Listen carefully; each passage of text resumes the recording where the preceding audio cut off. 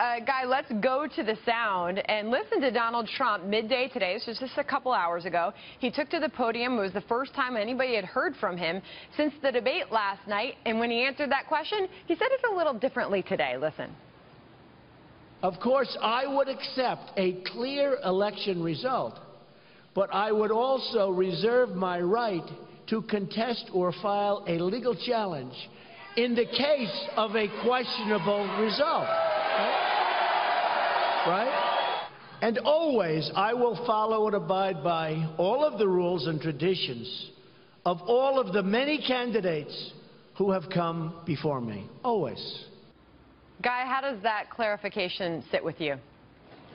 Well, it's better than what he said last night. And I do think, by the way, that it's perfectly fair and, frankly, enjoyable to call out the left for their sanctimonious hypocrisy when it comes to questioning the legitimacy of election results. We just heard that report from Trace Gallagher. Democrats, not just at the time, but for years, have insisted that that was a stolen election. It was illegitimate.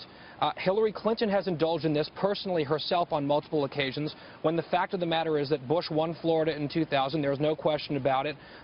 Subsequent recounts by the media showed that Bush actually would have expanded his margin if the recount had moved forward in accordance with the previous court decision. So the fact that we have leftists fainting on couches because Donald Trump said something not terribly dissimilar to what Mrs. Clinton has said in the past about Al Gore, I think it's a bit much to stomach. That being said, though, Sandra, what Trump has been saying now for weeks before an election is akin to really calling into question the entire system, saying it's fraudulent, saying it's rigged.